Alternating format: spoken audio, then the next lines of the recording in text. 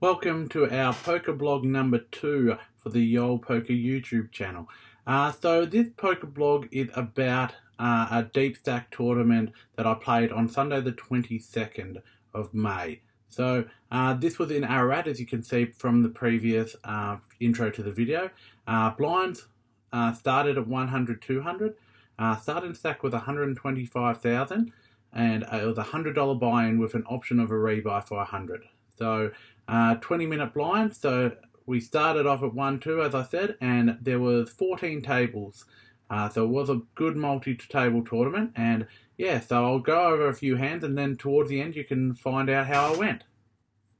Okay, so the very first hand of the tournament, I'm in big blind. Blind, as I said, was 100, 200 to start with. It comes around to the button. They decide on a raise of 800.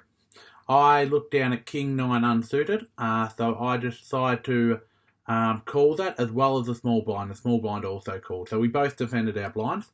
The flop comes 3-3-9. Small blind checks. I check, and the button puts in a raise of 1,500. The small blind folds straight away. I then decide on just a call. So it comes to the turn. The turn comes a 7. I check. The button checks. The river then comes a 5. I check. The button decides to check as well. The button throws over Ace Queen, and I throw over King 9 to scoop that pot. So good start to the day.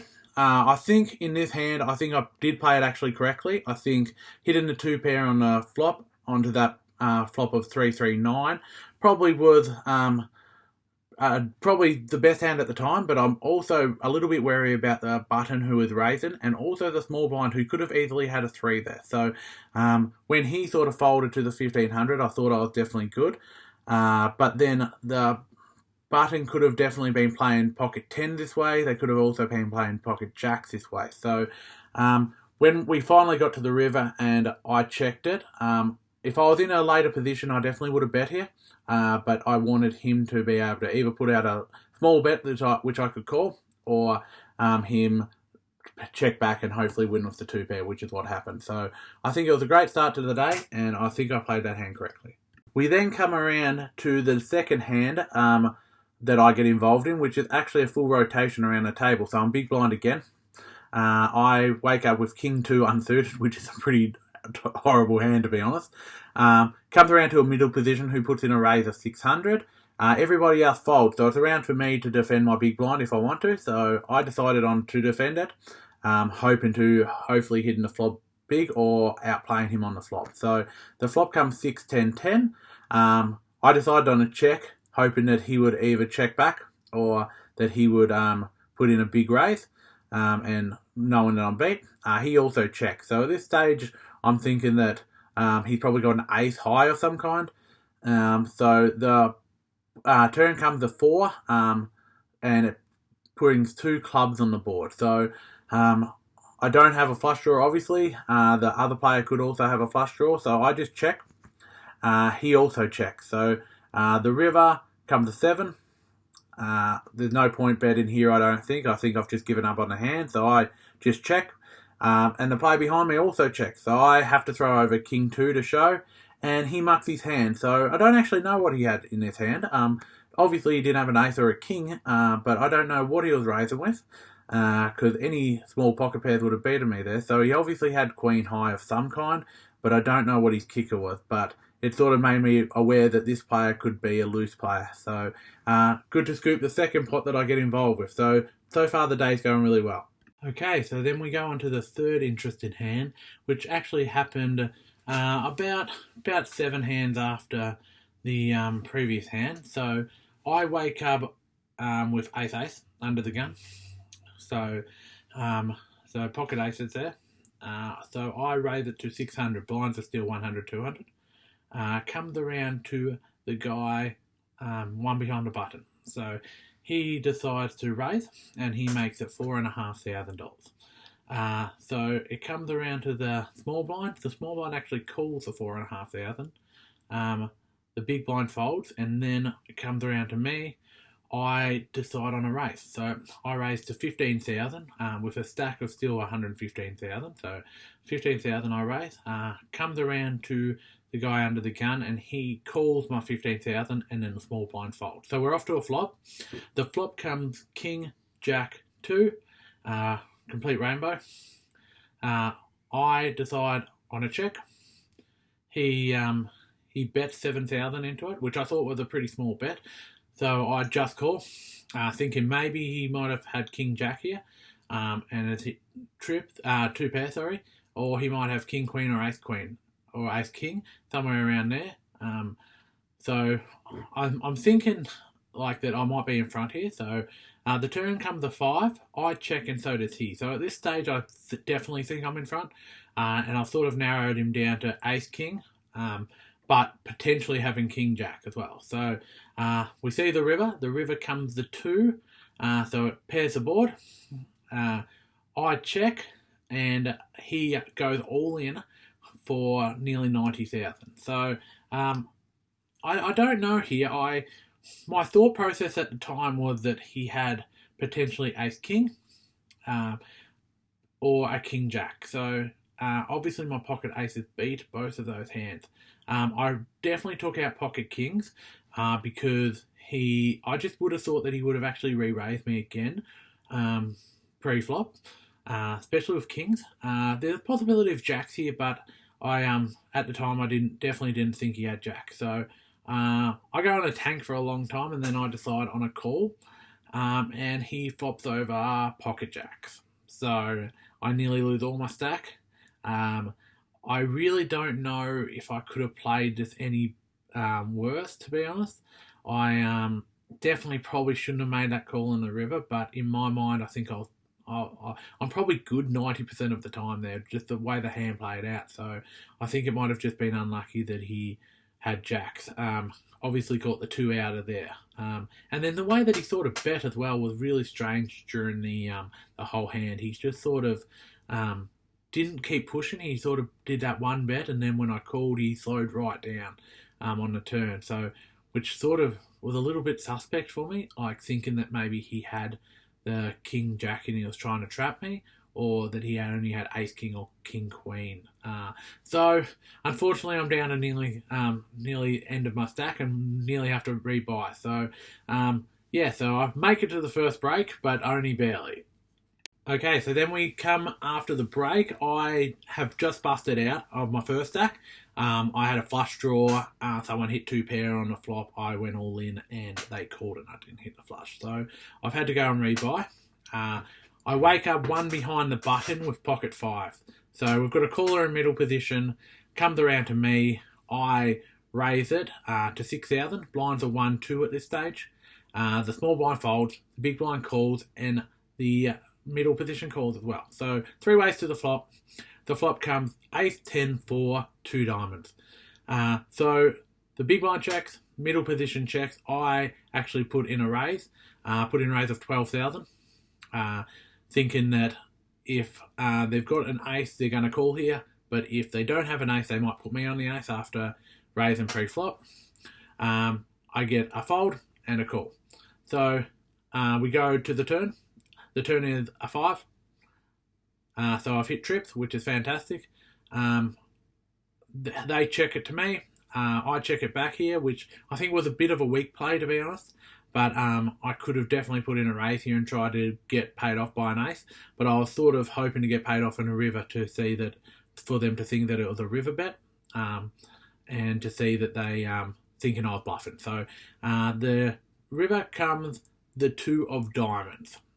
Now, this isn't the greatest card for me. It gets the flush draw there. I'm a little bit concerned about the flush, to be honest. So, it comes around to middle position. He checks. He's quite a sneaky player. I've seen him check the nuts before. So, comes around to me, and I just check back. He flips over a 10. Just 10-6, I think he flips over, just for a pair of 10s. And then I flip over the 5s and show him trip 5. So I get the win there.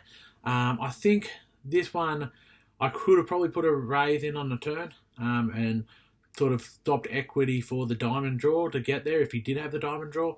But I don't know. I think there could be an argument for both there.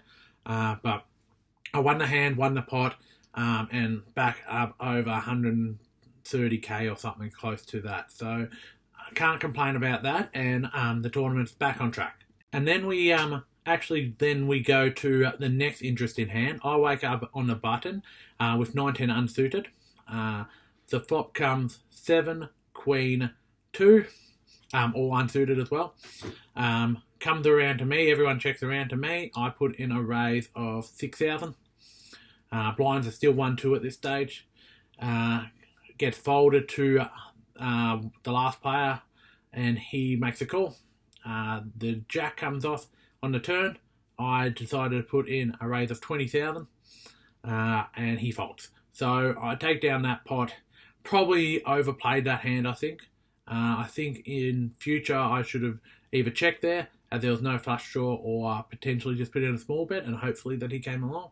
I think it just looks a bit too scary when I'm connected with my 9-10 there. So I think it's an easy straight to see. So I've won the pot, but I definitely think I've cost myself some value in that hand. Okay, and then the next interesting hand was actually when the blinds were 4,000, 8,000. I hadn't really had much of a hand at this stage. I wake up one behind the button with 8, 9 of hearts. So under the gun calls, the 8,000 comes around to me, I call, and the small blind completes and the big blind checks. So we go to a flop. The flop comes 8, 9, 6, all unsuited. Gets checked to the middle position, who actually goes all in for another 35,000. Comes around to me. I re-raise and put my whole stack in for 100,000, and both the small blind and big blind fold. So I just wanted to isolate there. So he flips over 6-8, and we have 8-9. So we've got him dominated. It comes to the turn comes the queen, and then the river comes the jack. So we scoop that pot. We knock a player out, and we also start to build our stack up again to try and make a run for the cash. So very good hand there. I think I played that correctly. I think isolating with the 8-9 was probably the best solution there. You didn't want someone coming along with potentially trying to hit a trip or even 2 overs. But again, probably could have tried to milk the opposition a little bit more and maybe get an extra 30k out of one of them. But after talking to them after the hand, not telling them obviously what I had, but just talking to them, they both didn't have really anything to keep playing with. So I scoop a small pot there, but it's a good sort of instant in the tournament where I play it correctly, I think. Okay, and so we're about a minute off from the second break. So it's the last hand before the second break. I wake up with Jack 9 of clubs on the button. So another middle position player ends up calling the 8,000. The blinds were 4-8 still. Comes around to me, I just call. The small blind and the big blind also call. So the flop comes 6, king, 3, 2 clubs. The small blind checks, big blind checks. Middle position also checks. I put in a raise of 12,000, which is a smallish raise, but I'm hoping to get a caller here. Small blind folds, big blind calls, and middle position folds. So we then come around to the 10 of clubs. So fantastic hand, fantastic card for me on the turn there as well. So I've got a jack high flush here. I'm wondering how I sort of get paid off for this. It comes around to the middle position. He checks. I also check, just trying to trap him here. So the river is the 4. Nothing really a brick for that hand, I think. Middle position checks to me. I'm trying to figure out a way to actually get some money off him. So I down bet, and I bet 10,000 into that pot, thinking that he doesn't have much, and hoping that it looks like it's a quick steal of the pot. He calls. Takes a little bit for him to call, but he calls. I flip over my jack 9 for the club flush, and he folds. So he doesn't actually show us what he's got there, but I think I could have probably made about 15, 16 there, and he definitely still would have called. So I might have lost a little bit of value there, I think. But it's nice to win a hand before the break. And I go into the break with about 220,000. So I built that stack right up just by making a few little plays here and there and winning a few nice hands. So I probably could have made an extra 5 or 6,000, but I don't reckon he was paying much more than that off. So good end to the second session, and let's see how we go after the break. Okay, so then we're actually just come back from the break. So I think there's 4 tables left now, so getting close to the money. The top 9 get paid, so final table gets paid. So still 3 tables that aren't going to get paid, but definitely getting close to the money now. So I'm sitting in big blind. It folds all around to the one behind the button. He pushes all in for 130k. Now, we've had a few rounds before this has happened, so at this stage the blinds were 10-20. So I've got 20,000 in there already. I looked down at ace queen unsuited. I decided on a call. This player had been playing pretty calm and collected, but obviously getting a shorter stack at this stage, he decided he needed a push. So I flip over ace queen unsuited. He flips over ace jack of spades. So we've got to dodge some spades here, guys. So the board comes 10, queen, 4. So we've hit the queen. So now we're basically he's basically drawing dead because all of those clubs they're all clubs as well. So no spade draw here. Then they run it out. There was a 4 and then a 3. So we end up scooping that pot. One player obviously got knocked out, so we knock out a player and we add to our stack. So great start. Obviously this happened a little bit after the second break, so I hadn't had much after the second break, but I'd just been biding my time, and at this stage I think my stack was about 200,000, so I'd only lost a little bit from the break. So was a gutsy call, I think, because he could have been pushing with ace king there, but I think ace queen is pretty standard snap call there, I think, with a smaller stack pushed, and so any ace will do with a smaller stack generally. So great start. So we knock a player out and get closer to money. Okay, and then after that I don't get a hand for a while, and we actually get broken up our table. So we're down to the final 3 tables now. I get pushed to a table where I know a lot of the players. I've played a lot of poker with a lot of these regularly, including one of the players that I play a cash game with. So I'm sitting in big blind. It comes around, everyone folds. Blinds at this stage are 30-60. Comes around to the guy on the button who I know from my cash game, who can be quite aggressive at times. He puts in a raise of 180k. He's got a pretty decent stack as well at this stage. So I look down. I've built my stack up to about 320 at this stage, just winning a few small pots here and there. I look down at pocket jacks. So very nice little hand, pocket jacks, especially if you can get it against an aggressive player. I just decided on a call. So we go to the flop. The flop comes 7-7-4. So great flop for me. Absolutely fantastic. I can't complain about that.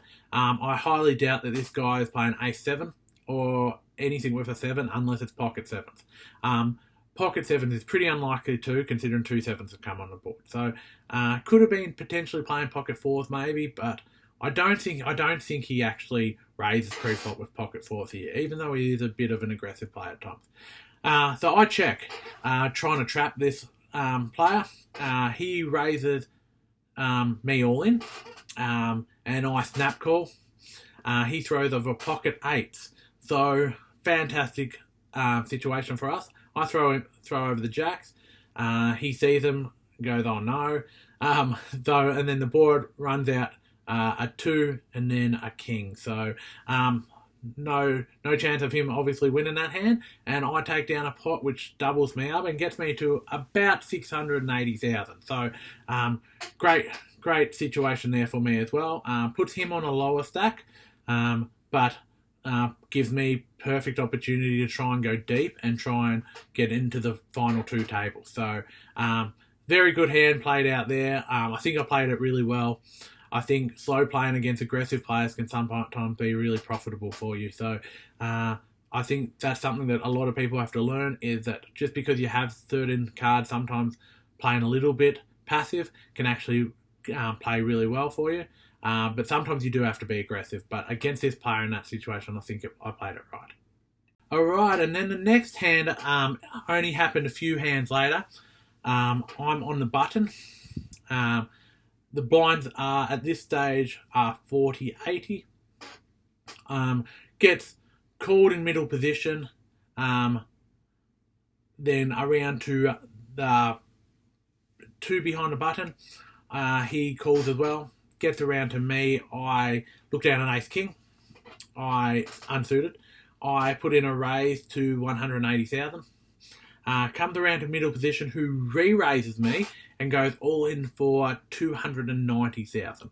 So, bit of an interesting hand here. Comes around to the two behind the button, who also raises all in, but he's got a little bit of a shorter stack, so he was all in for about 250.